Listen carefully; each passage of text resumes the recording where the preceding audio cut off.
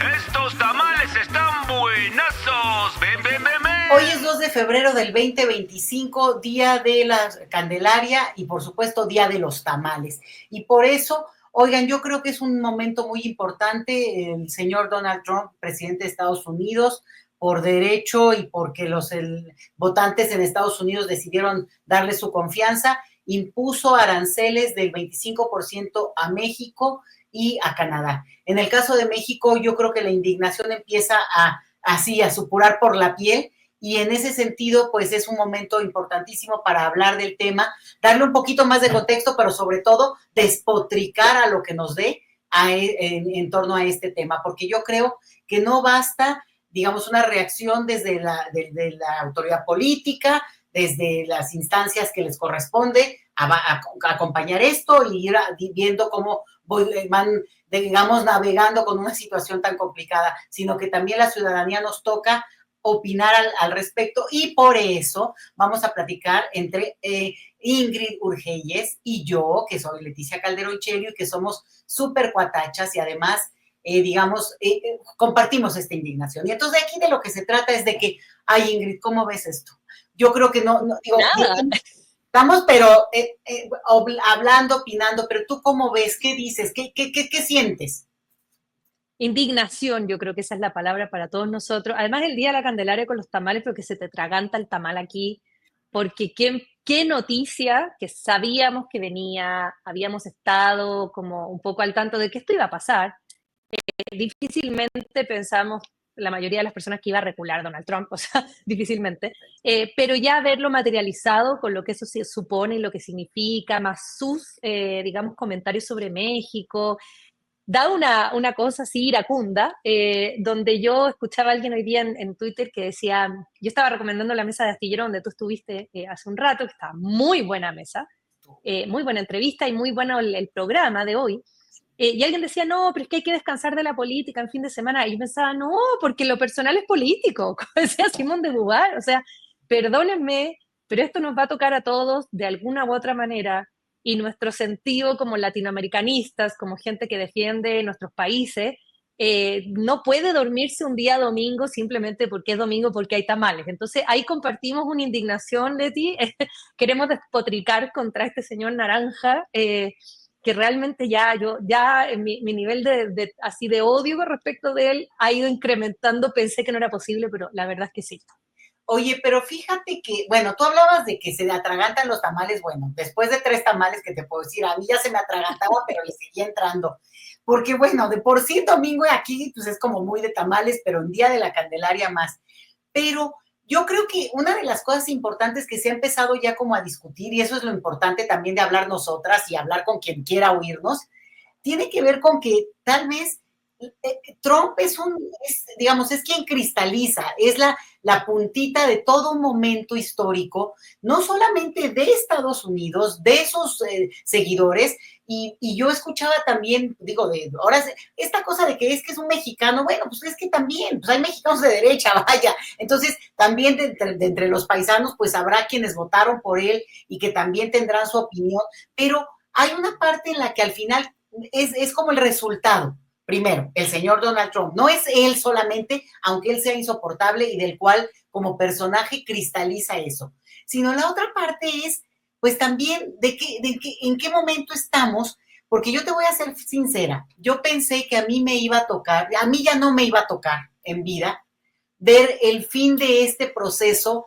del modelo económico que estamos viendo. Yo no digo que va a sucumbir, pero sí creo que es el inicio de una implosión muy interesante. Entonces, 2 puntos. Estados Unidos, su Donald Trump como líder, pero sobre todo el momento, y el otro, pues la verdad, la patada que le dan a su propio modelo económico que ellos impusieron. Entonces, ¿por qué no comentamos eso y luego nos vamos con, digamos, los enemigos públicos de esta historia, que ni siquiera son los estadounidenses, es la derecha local? Ahora sí que la derecha del barrio, ¿no? Entonces, ¿cómo ves primero platicar lo que te puse antes? Sí, bueno, yo tampoco pensé que iba a estar viva para ver el ocaso del neoliberalismo, porque bueno, yo soy de Chile, ustedes comprenderán que el laboratorio neoliberal me tocó desde temprana edad, vi así en su fase de aquí viene el mejor modelo que puede traerse e implementarse, que en Chile fue, por supuesto, en el contexto de una dictadura, porque esta cuestión por la buena era muy difícil que se implementara. Y después Estados Unidos y Gran Bretaña son como los dos íconos del neoliberalismo con Thatcher y Reagan, ¿no? Que es cuando empieza este modelo. Y es un modelo que, claro, no es que vaya a terminarse, es un modelo que dentro del capitalismo, dentro del capital, acelera ciertas cuestiones en torno a cómo funcionan los estados dentro del capitalismo, es decir, cuán grandes o cuán pequeños son. En el caso del neoliberalismo es reducir el Estado para que el mercado se controle solo, lo que se llama libre mercado, es decir, que no haya intervención, que no haya participación del Estado, y el Estado quedar así como en algo que se llama subsidiario, es decir, solo si hay una actividad económica que nadie quiere hacer, bueno, ahí recién yo me meto, pero en general ustedes privados hagan lo que quieran. Y así es como se fragua esta... Supuestamente. Nunca fue por Leti, o sea, en la estafa piramidal del neoliberalismo. Y claro, en Estados Unidos hemos visto, yo creo que está muy materializado, cómo ese modelo llevó a un empobrecimiento de la población donde la clase media es una cuestión muy frágil. Yo diría que no existe casi la clase media, porque en realidad lo que hay es una clase pobre y precarizada con acceso al crédito, lo mismo que en Chile. No son clases medias reales porque pierden la tarjeta de crédito y ya no se pueden sostener mensualmente. O sea, la verdad es que es pobreza con acceso al crédito. Y cómo esta clase, digamos, más empobrecida de Estados Unidos han ido viendo que sus derechos cada vez son más desmantelados. Ya no hay salud, educación, vivienda, etcétera, etcétera, pensiones. O sea, todos los aspectos de su vida ya están totalmente privatizados, donde quien no tiene dinero no tiene acceso, o tiene un acceso muy, muy, muy precario a ciertas prestaciones, donde te mueres si no pagas tus seguros de salud, donde no tienes una vivienda y tienes que estar permanentemente endeudándote. Y eso es lo que tiene a una sociedad como la estadounidense en la situación que está. Dicen que es por el TEMEC y esto y lo otro, pero en realidad es una decadencia como del sistema neoliberal. Y como bien dices tú, nunca pensamos que esto iba a llegar a un ocaso. Dijimos, el modelo neoliberal va a durar mucho más rato, ¿no? Sí. Y este libre comercio, que el neoliberalismo además viene con el libre comercio y viene con la globalización, son tres patas del mismo monstruo, por supuesto que implica esta forma en cómo México, Canadá y Estados Unidos se integraron. Es muy neoliberal el tema, que es decir, cómo las cadenas productivas se separan, donde México ocupa el peor lugar porque nos toca la maquila, no nos tocan ni las patentes, ni el desarrollo, ni la innovación, ni la tecnología, nos toca el armado, nos toca el ensamble, nos toca conectar el pino de Navidad de un pedazo con el otro y hacerle así, y eso es todo. Y después nos venden el mismo producto muchísimo más caro.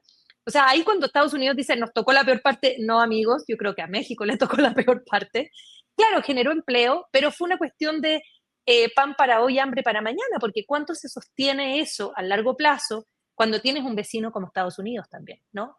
No confiable. Entonces, claro, lo que estamos viendo es el declive de todo ese modelo, donde este Donald Trump dice, bueno, yo voy a hacer America Great Again, en una especie de retroutopía muy absurda del siglo XIX, o sea, quiere volver a algo que yo creo que nunca existió, pero está en su mente, Así es. como cerrando frontera y volviendo a reindustrializar, dice él. Se van a demorar 10 años en poder implementar lo que tienen en México ahora en Estados Unidos, casi imposible, pero es como una utopía de volver a un estado anterior al neoliberalismo, y ahí uno dice, oh, parece que efectivamente, como dices tú, esta cuestión implosionó. No, y sabes que es muy fuerte, que vende un discurso, efectivamente, de algo que aparentemente ellos son los perdedores, a los que han abusado, todo el mundo les ha visto la cara, bueno, ¿quién no se ha burlado de ellos? Y por eso vamos a... Entonces dices, en vez de ser un discurso, si ya lo piensas como con más cuidado, más psicológicamente, en vez de ser un discurso como de bravura, ¿no? De orgullo, lo que dice es que como nos han tratado con la chancla del pie, pues al final de cuentas nosotros vamos a reaccionar frente a esto de una manera, pues a lo gringo que es, pues belicistamente en todos los campos, porque no hay solo un campo. Y fíjate que una de las cosas que ahorita que decías, ¿no? De este modelo es que justamente este modelo que en el caso de México, pues va para 40 años, y que se impuso de una manera que ha sido muy dramática, porque efectivamente ha habido ganadores, y económicamente en términos del Producto Interno Bruto, incluso algo que hoy se maneja, que vamos a nada de ser la 12ª economía del mundo, una serie de cuestiones que al mismo tiempo han sido muy criticadas porque, igual que en Estados Unidos, la desigualdad extrema ha sido un elemento central de este modelo. Y ese es el punto, porque fíjate que en Estados Unidos el ideal de la clase media, un poco el ascenso y el acceso, sí ha sido una realidad y es parte de lo que ha hecho ese país, uno, digamos, el ídolo de las masas del planeta, ¿no? Que un poco el atractivo también exportado a través de el soft power famoso que tiene que ver con la televisión, la producción fílmica, todo esto que es pues muy exitoso de Estados Unidos. Pero el modelo, así como generó la desigualdad extrema en países como el nuestro, por eso digo, no podemos negar que hubo resultados económicos, pero el problema es qué resultados, pero en Estados Unidos también tiró ese mito en el cual sí crecieron, sí tuvieron un nivel de igualdad mucho mayor que muchas otras economías y que al final de cuentas permitía que esa clase media y esa aspiración a ascender y eventualmente formar millonarios cada 1.000 millones, pero bueno, no exageré en ese número, pero uno cada tanto, lograra una cierta estabilidad y prosperidad que finalmente contribuía al mito.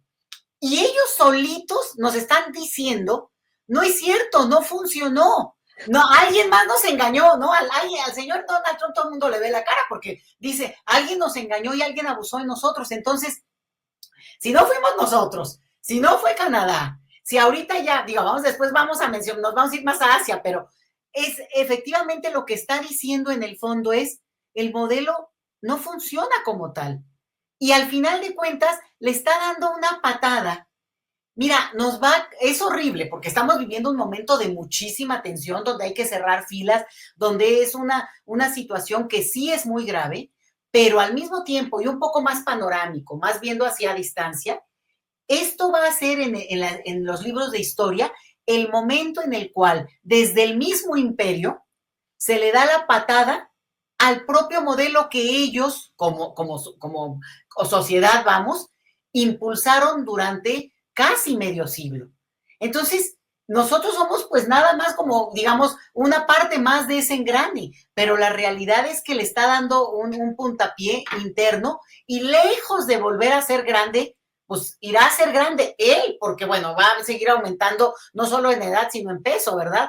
Pero fuera de ahí, no hay forma en que este discurso, sobre todo, y fíjate, porque ha abierto tal cantidad de frentes que ni siquiera le permite, pues bueno, nosotros de los bad hombres de la vez pasada, ¿no? De su parte 1, Donald Trump parte 1, y ahora pues tiene realmente enemigos. Yo he comentado, dime un solo amigo de Estados Unidos, ni aliado, ni socio, ni menos nadie. O sea, dicen, es que es empresario, pero parte del tema de los empresarios, salvo que sea del cartel inmobiliario, que claramente es un poco ese perfil, o sea, no, porque dicen, es que él es empresario, o sea, él nunca fue empresario, él fue heredero, que manejó los recursos, pero entonces es esto de que si le dan al estilo de negociación dura, bravía y no sé qué, bueno, pero al final de cuentas es un estilo que solo es el del extorsionador chantajista que puede, amenazando, lograr lo que podría ser tener aliados. ¿Tú crees que cualquier país, Europa están que se tiran al piso, ¿eh?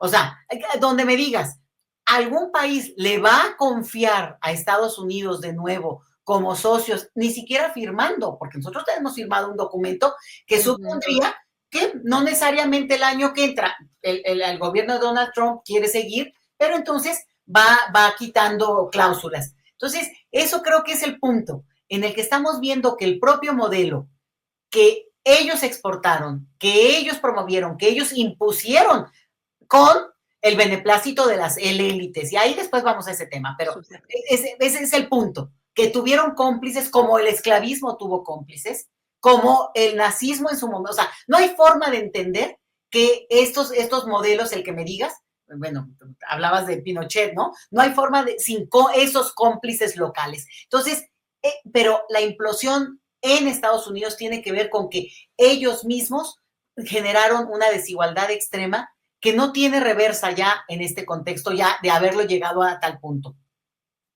que para mí, fíjate que es bien sencillo asimilarlo a Chile, porque estos dos países son los países artífices, Chile y Estados Unidos, del Sí, modelo neoliberal, o sea, son los intelectuales, no eran intelectuales, eran economistas chilenos, que se les llamó los Chicago Boys, que se fueron a la Universidad de Chicago con Milton Friedman y también estaba von Hayek, y todo este think tank que empezó a pensar el modelo neoliberal en su momento, y cómo articularon esta idea que tú misma decías, ¿no?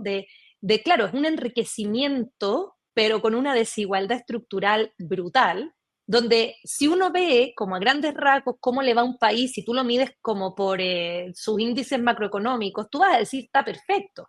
Pero cuando te vas a la interna del país y ves cómo se redistribuye la riqueza, es una cuestión aberrante, porque la riqueza se distribuye principalmente en el 1% de la población y una gran parte de la población queda fuera del sistema, ¿no? O queda en estas situaciones de precariedad con capacidad de endeudamiento. Entonces, esto que se fragúa y que se instala en Chile con este Pinochet a la fuerza y que después se instala en Estados Unidos con Reagan y que hoy en día tú lo ves representado en la falta de estructuras estatales con un Estado gringo, digamos, que no es capaz de asegurar ni las cuestiones más básicas. Y por eso tú de repente vas a California y ves Silicon Valley, pero la calle del frente, gente viviendo en la calle, literalmente en la calle, o ves que, por ejemplo, mucha gente se queja en Estados Unidos de que no tienen acceso a la salud, ni estatal, porque está todo desmantelado, porque está todo en manos de privados, y los privados quieren hacer negocios, no les interesa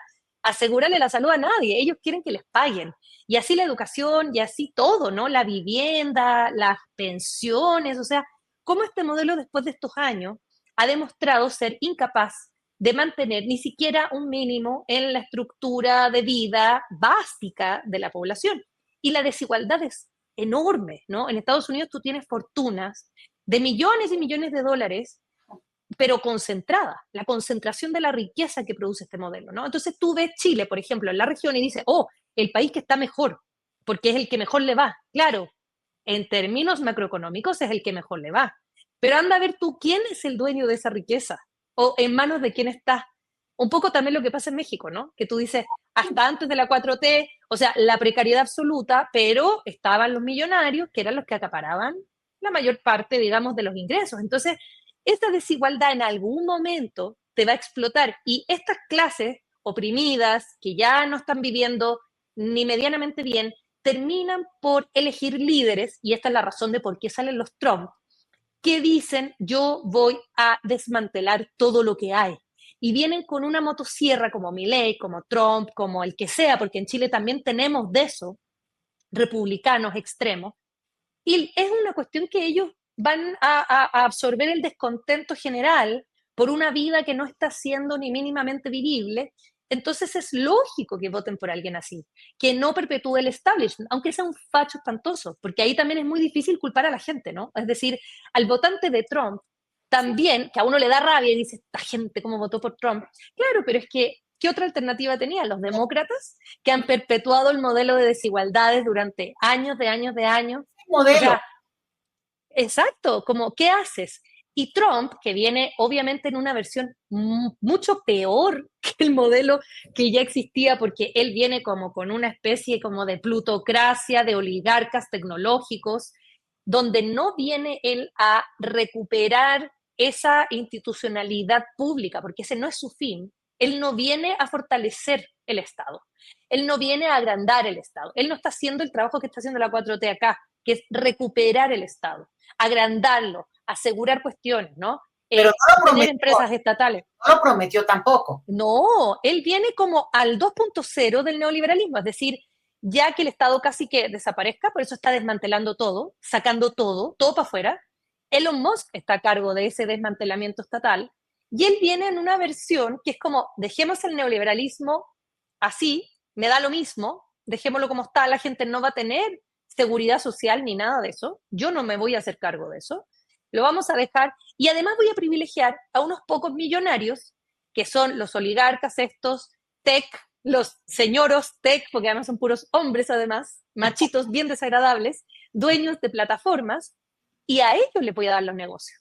A ellos, de hecho, les voy a dar tantos negocios que les voy a dar el Estado. La organización del Estado va a pasar por plataformas donde ellos sean dueños y puedan controlar incluso cuestiones que son a nivel público. O sea, voy a mezclar lo público y lo privado ya a niveles así de versión tecnofeudal, que muchas veces han dicho, que estamos volviendo a una cosa rentista, porque este es como un modelo que vamos a tener que observar, Leti, porque es el contrario de México. Es el otro lado de la moneda, digamos.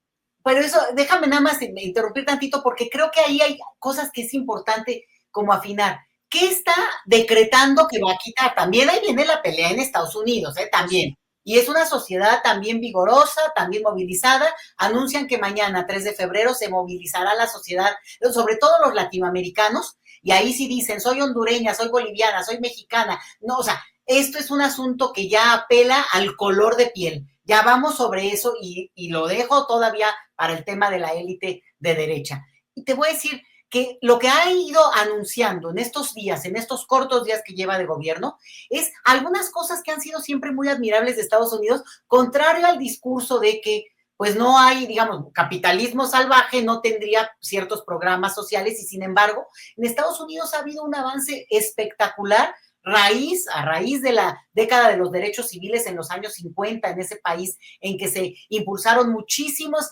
digamos, la integración o la inclusión de las minorías con dificultades, pero se avanzó en eso, y luego un montón de programas que uno va viendo y dice, bueno, ¿no? Y los mexicanos en Estados Unidos lo saben muy bien, pues muchas ayudas desde lo muy básico, esto, ¿no? Que la ayuda de estampitas para la gente que no le alcanza el salario, o un tipo de servicio médico que también, pues tiene calidad, porque también estamos hablando de la potencia del planeta, ya si ni siquiera ellos lo tienen, bueno, pues ya cierran el planeta, pero cosas como, por ejemplo, ayudas a desayunos escolares, ayudas a niños con algunos problemas tipo autismo, que en Estados Unidos hay muy, muy desarrollado esta perspectiva de apoyo y entonces tienen alguna clase especial y puedes pedir ese apoyo para chicos o personas en general con algún tipo de carencia que te apoya y pues la verdad, muy admirable. Cero. Se firma que se quita. Y entonces esto de repente no es que afecte solamente, ahora hablando de minorías nacionales, en el caso de los migrantes, no, afecta a quien tiene un hijo que tiene un problema de movilidad y que estaba recibiendo el apoyo para que, cosas padrísimas, ¿no? Para que fueran por él en un autobús. ¡Wow! ¿No? ¿Por qué? Porque los llevan. Eso se pretende cortar. Y entonces no es nada más una cosita de desmantelar el Estado en un sentido como muy general, ¿no? De decir, bueno, ya el Estado no se va a hacer cargo de ciertas desigualdades, o como cuando decimos el tema de la salud, hace mucho lo abandonó en Estados Unidos el propio Estado, con el agregado de que la rapiña desde las aseguradoras, digo, ni nos metemos en ese tema, pero se vio ya en la respuesta que hubo a este chico que asesinó a un CEO, o sea, y que despertó digamos, la tripa estadounidense frente al tema. Pero mira, lo dejo ahí para no irnos ya, no, ahora sí que vamos para allá. Pero este es el punto, que se ve no un desmantelamiento de discurso, de cosas de la vida cotidiana de la gente, cosas, no, vaya, que uno diría, porque lo hacen como muy alarmista, es que cómo se puede meter con el tema de que la sexualidad de los niños, y por ahí lo dejan para alarmar y justamente para dividir, pero hay un montón, no, niños que necesitan, digamos, apoyo visual, o que tendrían un problema de audición. Bueno, pues ya, se acabaron esos apoyos si prospera esto que él está firmando. Entonces, no es nada más un asunto, y un tema enorme en Estados Unidos, el tema de la gente mayor, de más edad, ¿no? Los viejos del país, que también esa es otra cosa, es un país que se ha acelerado en términos del envejecimiento y que lo único por lo que se ha mantenido en términos de estadística agregada, con un rejuvenecimiento, es por los migrantes, ¿eh? Ahora sí que toc, creo que tienen ahí un problema, pero lo agrego porque son de estas cosas que no es solamente lo estructural o los archirrecontramillonarios versus los pobres esos de, ya sabes, los de homeless de confieso que lo quiero $1 para cerveza, que me encanta, digo, ya, para sí mismo, ¿no? ¿Para qué fingir? No, es esta aspiración, el modelo que han vendido al mundo y que se han vendido a ellos. Y de ahí estos votantes que no son pobres en el sentido de lo que para nosotros sería un pobre, esa es otra cosa, nada más decirla, porque de repente tienes a la gente que en puro ingreso, pues la clase media mexicana, pues en ese esquema somos pobres en Estados Unidos, ¿no? El detalle está en cuál es también lo que se genera en esa sociedad en términos, esa sociedad que vive del consumo, un lugar común, digamos, un elemento de cohesión social es el consumo. Entonces, cuando hay consumo, pero no hay el recurso para consumirlo, tú decías ¿no? Con la tarjeta de crédito, bueno, hay a lo mejor salarios mucho mayores que cualquiera de acá en términos de una situación igual, pero el nivel de deuda de las personas es enorme. Yo no digo que acá en nuestras sociedades, sobre todo en la clase media, no haya un consumismo y todo, pero me refiero a términos más amplios, como sociedad, porque no se puede, vamos, ¿no? Sí, y yo creo que ahí también tiene que ver con esto del sentido común neoliberal, o sea, que no es solamente una cuestión económica, tiene que ver con cómo se conforma el individuo en una sociedad neoliberal, o sea, cuáles son sus expectativas, cuál es su sentir o cómo funciona en el mundo. Se habla mucho de la autoexplotación, de cómo el modelo neoliberal hace que la gente, en una cuestión que ya es subjetiva, eh, está en el nivel de individualismo en el que se vive en este tipo de sociedad y cómo se desarticula en lo colectivo, que cada persona se explota a sí misma para cumplir con un patrón, que es el patrón de éxito en una sociedad así. Y uno lo ve muy bien en Estados Unidos. ¿Qué es ser exitoso en una sociedad como la estadounidense? Tener dinero, tener bienes, tener un cierto aspecto físico, ser delgado, por eso el Ozempic, que ahora es la nueva, digamos, droga que todo el mundo se mete, etcétera, ¿no? Y esta autoexplotación, de la cual habló Foucault en su momento y que también habla Bill Chung Han y un montón de otros teóricos que hablan como de esta cuestión como de la obligación de rendir, pero que es subjetiva, que es tuya, ni siquiera ya necesitas que alguien te explote a ti, tú te explotas a ti mismo, trabajando largas horas o obligándote a presumir ciertos bienes, y aunque eso implique endeudarte con la tarjeta de crédito y reventarla, digamos, pero mostrar que tú tienes el carro, la tele, el último bien de tecnología, etcétera, etcétera. Y eso también lo podemos ver nosotros en nuestras propias sociedades, donde también está algo de eso, ¿no? Eh, es preguntarse por eso también, o sea, por qué la infelicidad de la sociedad gringa, por ejemplo, que tiene este nivel de adicciones del cual nos echan la culpa a nosotros, en el caso del fentanilo, pero que, amigos, ustedes son adictos de siempre, o sea, y no es el fentanilo porque antes eran los opioides y tuvieron una crisis con los opioides que además eran prescritos por médicos, y es la industria farmacéutica gringa con aprobación de la FDA la que promovió el consumo de esas drogas, junto también con las drogas psiquiátricas, o sea, todo mundo que clonazepam, que la cuestión, que la depresión, también por ejemplo Mark Fisher habla algo bien interesante, dice la depresión, por ejemplo, que es algo que hoy en día está de moda, todo el mundo está deprimido. Sí, pero no es una cuestión química, es porque el modelo hace que tú estés deprimido. ¿Cómo no vas a estar deprimido si vives en el capitalismo? El problema está afuera. Pero el modelo hace que tú nunca pienses que el problema está afuera, sino que es tuyo. Tú eres incapaz de sentir felicidad. Es tu problema no ser feliz. Aunque vivas en un desastre de sociedad, el problema es tuyo.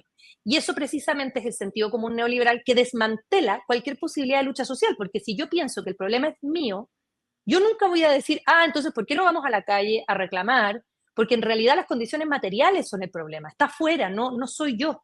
Pero acá está la idea de que soy yo, no siento felicidad. Y está toda la industria de la felicidad también, por Leti, o sea, la Coca-Cola, ¿no? Sonríe, tienes que sonreír porque el que no sonríe tiene problemas. Y cómo hay una obligación y una cuestión como donde también la psicología y estas cuestiones como de estas terapias, ¿no? Estas personas como coach, en Estados Unidos existen los coach, que son gente que te va orientando en la vida, el coach de vida, cómo allá hay todo un discurso psicologista de que tú tienes que ser feliz y que es tu problema individual y tú tienes que lograr superarlo, pese a que en realidad el problema está afuera. Pero eso no se dice. Entonces también preguntémonos por esa crisis de opioides o esa crisis de la adicción que muy bien Claudia Sheinbaum le dice a Donald Trump, le dice, a ver, amigo, ponte a pensar cuál será el problema que tiene la sociedad que hace que la gente necesite evadirse, meterse pepas, digamos, a ir a la industria farmacéutica, sobremedicarse para poder subsistir en una sociedad donde ser exitoso es una cuestión casi imposible, o sea, tienes que ser casi perfecto, la gente de Hollywood, ¿no? Y ese es el sentido común, entonces, por supuesto que hay adicción, ¿cómo no va a haber adicción? Y eso no es culpa de México, porque podría ser fentanilo, pero también podría ser, en realidad, cualquier cosa, ¿no? Bueno, es la comida, por ejemplo, o el La consumo, comida, el propio consumo, o sea, es el modelo. Pero fíjate que ahorita a ti no te, ahora sí que no te tocó porque eres más joven, pero con Vicente Fox, fue muy interesante porque fue un cambio, digo, venía ya implementándose el modelo económico, los primeros cambios constitucionales que hizo en su momento Salinas de Gortari, que inician el tipo de migración contemporánea que nosotros tenemos. O sea, que digo, eso no, me encantaría hablarlo luego, pero no, pero ahí inicia esa expulsión masiva en la manera contemporánea. Y luego vienen como un momento, una crisis muy fuerte, ¿no? De Cedillo, Fox. Fox tenía este discurso, bueno, además era un empleado de la Coca-Cola. Digo, imagínate al punto al que llegamos, o sea, el nivel de desesperación de sacar al PRI del poder y con tal de hacerlo, poner ahí a este señor que resultó bueno. Pero él hablaba de algo que era muy interesante en esto que estamos diciendo, porque hablaba de el changarro o sea, autoemplearte, que ese era un ideal y tener tu bocho propio. Entonces era el changarro y el bocho, pero era justamente a lo mexicano, ¿no? Así como los Beverly de Peralvillo, pero era esta idea de el modelo de clase media estadounidense traído acá y te decía, bueno, y te empieza toda también esto que se populariza, todo lo de autoayuda, toda la bibliografía de autoayuda que a donde vas, ¿no? Y bueno, ¿cómo puedes ser feliz? ¿Cómo volver a creer en ti? O sea, pero es una cuestión que se instaura justamente en paralelo y que es totalmente una combinación del modelo, pero en el sentido ideológico, de individualizarte, como tú estás diciendo, para que al final de cuentas tú acabes siendo además no solo responsable, sino culpable, ¿no? De tu propia situación. Entonces, es una de las cosas que ahora en estas elecciones que pasaron en Estados Unidos se decía y era, los demócratas fallaron, no les doy ni el más mínimo crédito de nada, ni el mérito de nada, pero había un comentario de decir, fallaron en no recuperar algo que es esencial y es la lucha colectiva por los derechos colectivos, que si yo digo, a mí no me toca porque yo no necesito esto, no quiere decir que no implique que también me involucra como parte de la sociedad en la que vivo y me comprometo a un nivel, ¿no? Digo, uno no puede andar en todas aunque quieras, pero a eso me refiero, o tener la mínima compasión para entender que el otro sufre y por tanto tiene derecho a que eso se legisle para que no sufra tanto, vaya, ¿no? Entonces, ese es un punto en el que yo creo que estamos justo llegando gracias al señor Donald Trump. Sí, digamos que nosotros sí hablamos mucho de estas cosas porque nos encanta discutirla, pero vamos a ensañarnos un poquito con el personaje. O sea, yo creo que sí estamos en un punto en que nos queda claro, a nosotras sobre todo, ¿no? Que es el panorama general, es un punto de inflexión, es una geopolítica que está revuelta en donde le muevas, pero el personaje, Ingrid, el personaje es que no lo podrían haber inventado los estadounidenses como para que les cayera mejor hecho que ese señor. y un personaje, además, un poco también como Elon Musk, ¿no? Son estos señores nepo babies, o sea, que tienen ahí un privilegio de base, por sus condiciones materiales, están muy lejos de ser la meritocracia, la utópica meritocracia que se supone que existe en Estados Unidos. Se supone que en Estados Unidos tú puedes ser quien quieras ser, lo que ellos quieran que tú seas, pero bueno, esa parte no se dice. Pero este señor, claro, o sea, si tú te fijas en su línea como de biografía, ha sido siempre una persona que ha tronado un montón de empresas, o sea, no es, digamos, el empresario exitoso que uno pensaría, cosa que claro, en la imaginación nuestra siempre está como una cosa media hollywoodense, ahí creo yo que sí influye mucho la tele, ¿no? O los streamings ahora en esta época, de pensar que son infalibles. de que estos individuos tienen plan A, plan B, plan C y todo más o menos coordinado, entonces cada cosa que hacen es un paso previamente conversado y pensado con un montón de gente, porque está el Pentágono, y está la CIA, y está la DEA, y está el FBI. Entonces, ¿sabes qué? Yo creo que hay mucho de improvisación y creo que hay mucho que le va a explotar en la cara, porque no es él una persona, digamos, que haya tenido una carrera, ni siquiera en el ámbito privado, de éxito. No. Él en realidad siempre fue una persona mediocre, que no le fue bien y que trató de sobrevivir en base a pura publicidad y empieza a hacer esto del, cuando ya le va mal en las empresas, hace este reality show del aprendiz. Yo me acuerdo, lo visto en su momento, ¿no? De, yo les voy a enseñar a ustedes a ser exitosos, pues la idea del éxito, ¿no? Eh, pero aparte de estar en la tele y de ser un señor mediático, en realidad no es que él tenga, digamos, las credenciales para ser un presidente serio, que tome decisiones serias y que tome decisiones informadas. Y si nos fijamos en quién lo rodea, tampoco. O sea, ahí uno dice, a ver, te rodea Elon Musk, que Elon Musk es un nepo baby, ahí las minas de esmeralda en Zambia de su familia le dieron toda la matriz económica para que él hiciera lo que quisiera. Pero a Elon Musk le explotan los cohetes día por medio. No es alguien con esa cantidad de dinero que tú digas, oye, mira el tremendo empresario tecnológico, porque China así le pasó por encima, y creo que hasta Starlink le pasaron por encima ahora. Y tú dices, es como ahí nomás. Y fue y compró Twitter, y desde Twitter despotrica y qué sé yo, pero también no sé qué tantas credenciales tenga Elon Musk para tomar decisiones políticas y decisiones económicas. No creo que sea alguien que se maneje en esos temas. Y después tienes una serie de otros individuos republicanos psycho que lo rodean también, que uno los escucha hablar y dice, chale, yo no sé si esta gente en realidad tiene la capacidad, ¿no? Así como yo tengo mis dudas. Entonces cuando viene Trump y está así, sanciones, sanciones para todos, sanciones para el mundo, sanciones para ti, y anda con una varita, ¿no? De la sanción. Dice, yo no sé si sancionar al mundo entero, incluyendo a quienes fueron tus aliados, dígase Europa, OTAN, no sé si sea la mejor idea en este momento. Sobre todo si Estados Unidos está tan preocupado de la guerra comercial con China, porque ese es su gran tema, superar a China, que no lo va a lograr, desde ya se los digo, eso es imposible. China va muy rápido. China tiene proyectos muy claros y concretos, y China tiene otro modelo económico que es bastante más exitoso a largo plazo que esta cuestión gringa. Sin aliados es un poco imposible. Entonces, cuando Claudia le decía, yo me acuerdo, Claudia Sheinbaum inicialmente, antes de que pusiera esta tontera de la cuestión, le dijo, si tu objetivo en la vida es vencer en la carrera económica a China, tú necesitas la integración de Norteamérica, porque si no, o sea, solo no lo vas a lograr jamás nunca. Todo lo contrario, lo que va a terminar ocurriendo es que vas a encarecer el nivel de vida, que ya la gente estaba en una situación de precariedad. Tú imagínate con un 25% de aranceles sobre los bienes que se traen de México, que son un montón. Yo miraba las listas, son un montón de bienes, además básicos, que va a encarecer la vida promedio de las personas que votaron por Trump. O sea, es como una especie de disparo en el pie muy rara.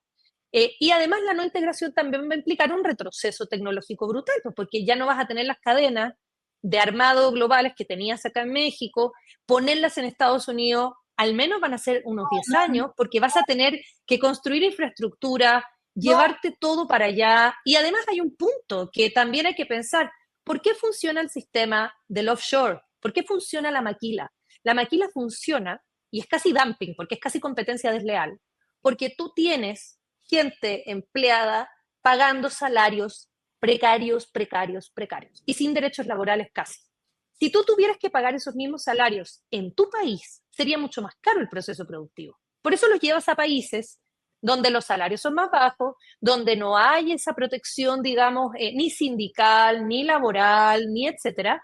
Entonces, claro, tú ahí estás sacando una ventaja de esa plusvalía, en términos muy marxistas, ¿no? Pero si tú llevas esa parte del proceso productivo a Estados Unidos y pones allá tu maquila, uno, construyela, o sea, ¿de dónde vas a sacar dinero para construir esa cuestión? Dos, contrata la mano de obra. Pero esa mano de obra en Estados Unidos te va a salir mucho más cara. O sea, ya no vas a tener esta ventaja de la mano de obra precarizada que todo el mundo utiliza, porque solamente pensar, por ejemplo, en Zara, la ropa Zara, que se No, diseña en España, pero que se arma en Malasia o que se arma en Vietnam, en unas sí, maquilas infestas donde a la gente le pagan casi que con un plato de arroz, y ahí está la ventaja de Zara, porque eso le baja el coste a su ropa y eso lo hace competitivo. Bueno, ¿cómo van a hacer si esas maquilas las van a tener que entrar a Estados Unidos? O sea, esa es mi pregunta. ¿Cómo tú vas a seguir funcionando? Yo al menos no logro entender, Leti, no, no. cuál será la visión a largo plazo de este asunto. No tengo Pero idea.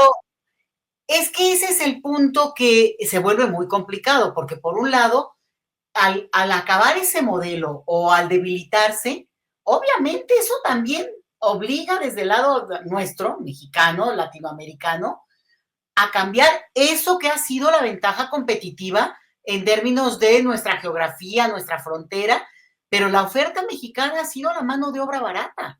Y la mano Claro, de obra precarizada también en otros ámbitos, porque al final de cuentas estos límites al acceso a la educación como un bien público, no necesariamente asociado siempre a lo laboral, ¿no? Porque luego también eso es como esta idea de éxito, es que es en función de. Entonces, creo yo que hay una parte en la cual, si en su momento López Obrador hablaba del fin del neoliberalismo y luego lo abandonó como discurso, porque claro, el modelo es muy pesado y el modelo de desarrollo en el que estamos como parte de esa cadena, pues hace muy complicado zafarte.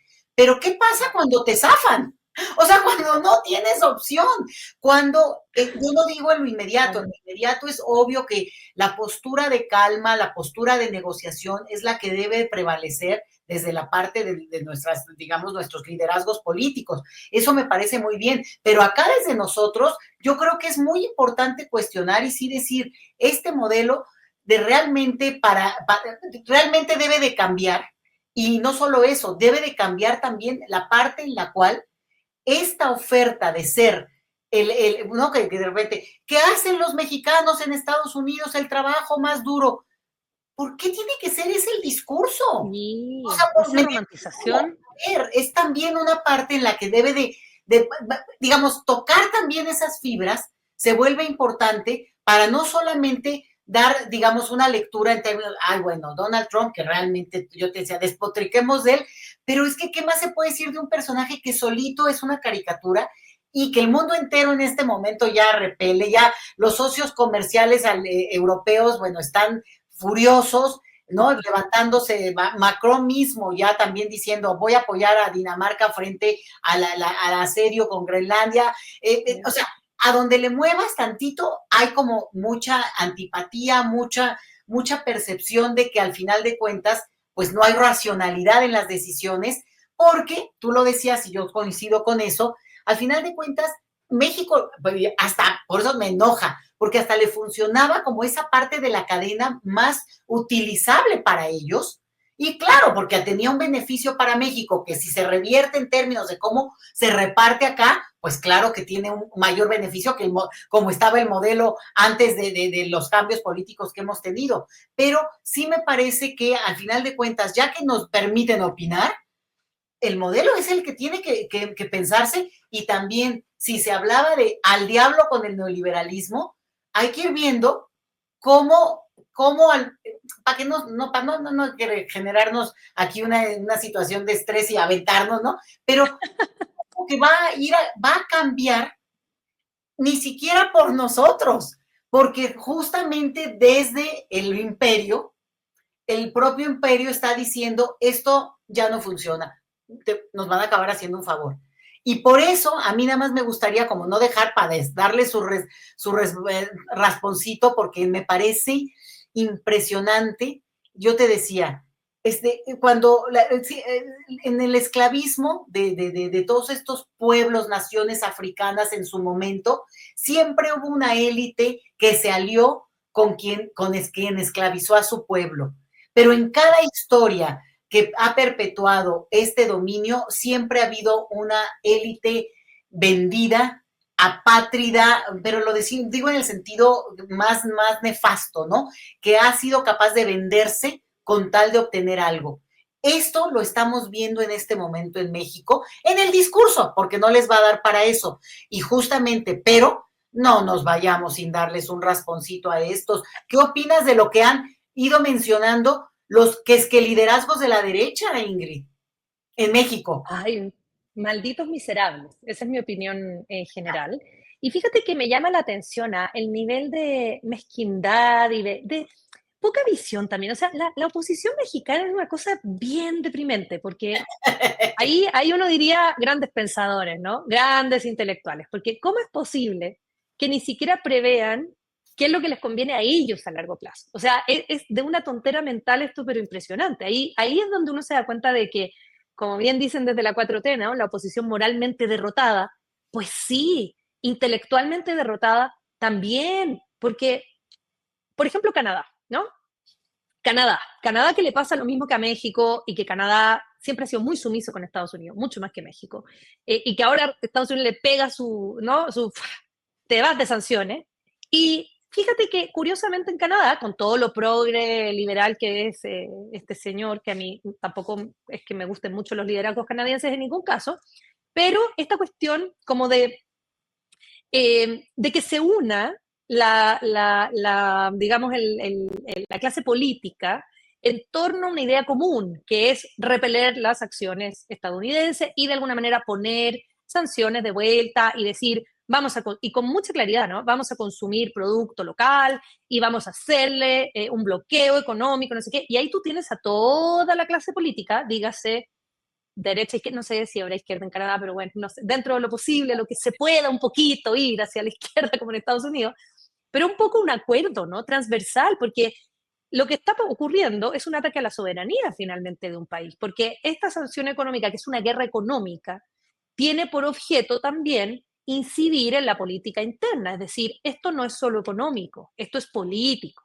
Lo que hace Donald Trump no solamente es bloquear a México desde lo económico, sino que también el objetivo es empobrecer a México para joder al gobierno de Claudia Sheinbaum. A mí no me van a venir con que es otra cosa, porque es un gobierno que no le conviene tener a Donald Trump, porque Donald Trump preferiría a un Salinas Pliego acá, ¿no? A un Vende Patria, a un Milei, a un Verástegui, porque sería entreguista, porque sería más fácil, porque podría poner bases militares. Recordemos que México es de los pocos países que no tienen bases militares dentro del país.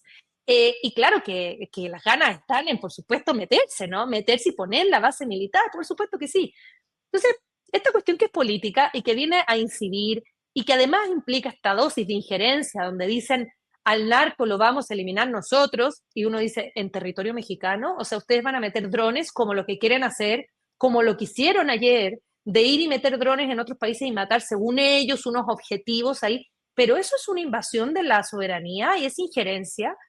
Y tú ves estos políticos de la oposición acá en México que No. tendrían que estar alineados con una postura al menos de la no injerencia, porque es entrar dentro de la frontera, amigos. O sea, dense cuenta de lo que implica eso. Y los ves a todos con un discurso tan miserable y patético, dándole la razón a Donald Trump, diciendo que todo esto es culpa de la 4T, o sea, de una pequeña, una cero altura de miras, ¿no? Y de alguna manera quedando frente a el sentir mexicano como traidores a la patria. Ellos solitos se pusieron de pechito, Es porque en bueno. este país, si hay algo que nos une, y yo me incluyo como mexicana adoptiva, si algo que nos une es el nacionalismo por la mexicanidad y todos, viva México. Y si hay alguien aquí que viene, vendámosle el país a no sé quién, eso no va a ser bien visto. Eso no te va a Fíjate, ganar votos, te va a ir mal en el futuro. en el momento, con toda la oposición que era en su momento López Obrador, ¿cómo lo leyó en estas claves?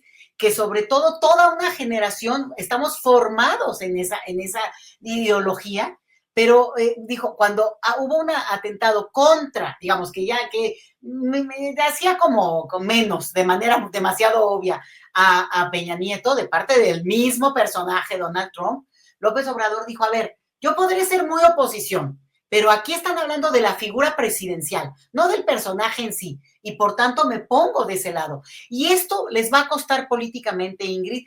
Haz de cuenta que nos regalan una joya porque la limitada de la ex candidata presidencial del PRIAN, ¿no? Que lo Qué será por vergüenza. siempre, diciendo, qué bueno, lero, lero, lero, candilero, porque al final de cuentas, por México aliarse con los narcos. toc, toc, toc, toc. Toc, Están toc. hablando exactamente, ese es un problema que es real. Están hablando de Felipe Calderón, foto Y con García García Luna. Luna, ¿no? Esa es una. A ver, el problema es que no hemos logrado, ese sí es un problema que tenemos nosotros y tenemos que empezar a construir ese discurso que se tiene que entender en Estados Unidos por los que puedan pensar, porque digo, ya también hay unos que dicen, no, no, pero a nivel de las élites, tienen que entender que aquí hubo una ruptura muy potente justo contra eso. Y en todo Exacto. caso, que se atreva Felipe Calderón a ir a Estados Unidos, aunque sea de shopping, que se atreva. Claro. ¿No? O sea, no se atreve. ¿Por qué? Porque obviamente hay ese antecedente. Ese que dijo la limitada señora esta, y el otro, ¿no? De esta cosa bueno, como que la incapacidad de negociar. A ver, un señor que te está diciendo, no me interesas. Y además, tu migración, la cual ellos han atraído históricamente. México Exacto. hizo, y aquí no me voy a poder meter ya mucho, pero un papel muy duro de contención migratoria.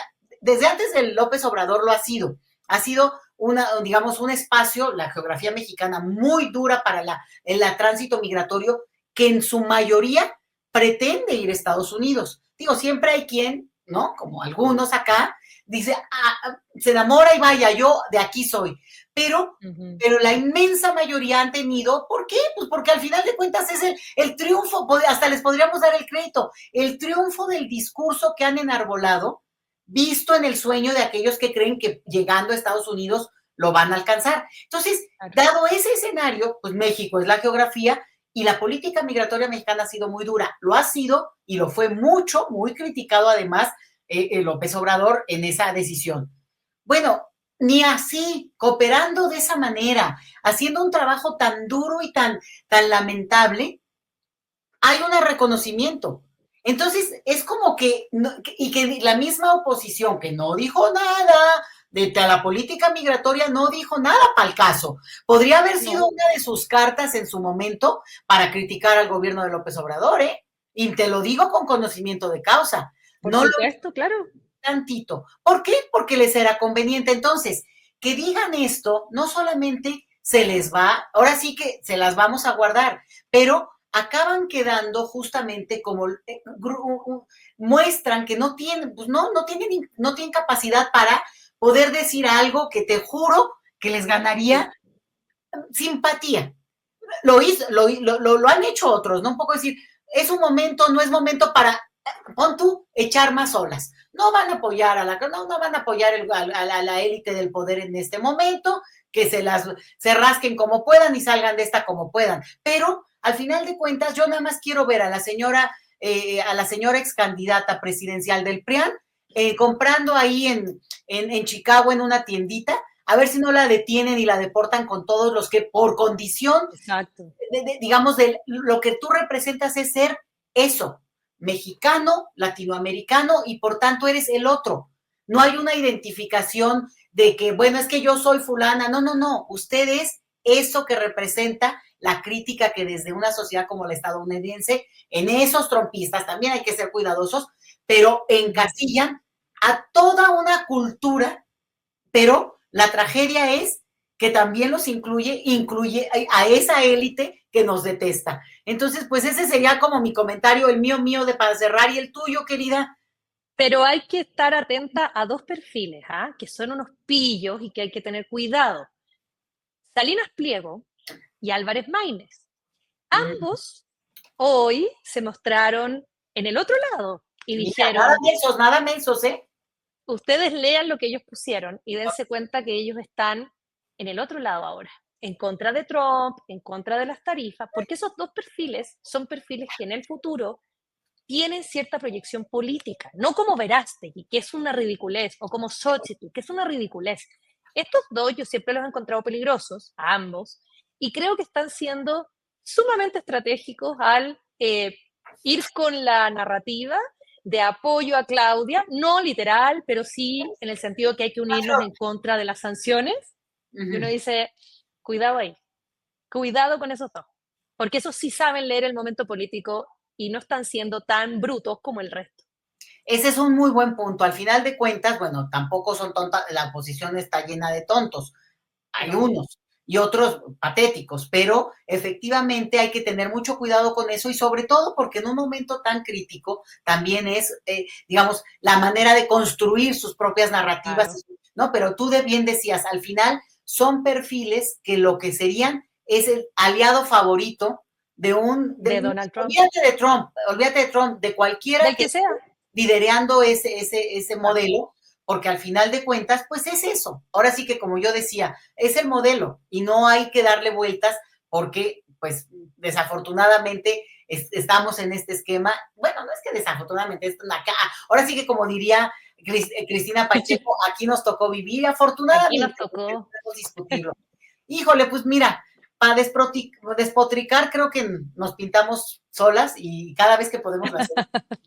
Eso Por son las cosas supuesto. que hay que decir y me da mucho gusto y qué bueno que lo grabemos porque luego se queda uno así, pero lo transmitimos, lo compartimos y también es como para que quienes de repente tengan algún comentario, bueno, pues también nos oigan, que no quede en el cafecito y el comentario ahí entre nosotras solamente, Y ¿sale? ahí seguimos en Twitter con la audiencia. Cualquier pregunta o comentario, siempre estamos leyendo todo lo que nos llega en Twitter.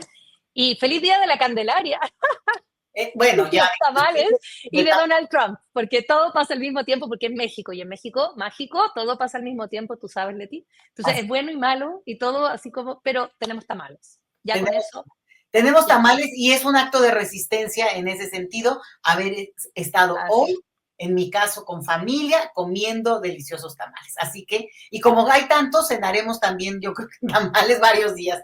Así que, Tamales varios días. bueno, nos vemos prontito, querida, muy querida. Nos vemos.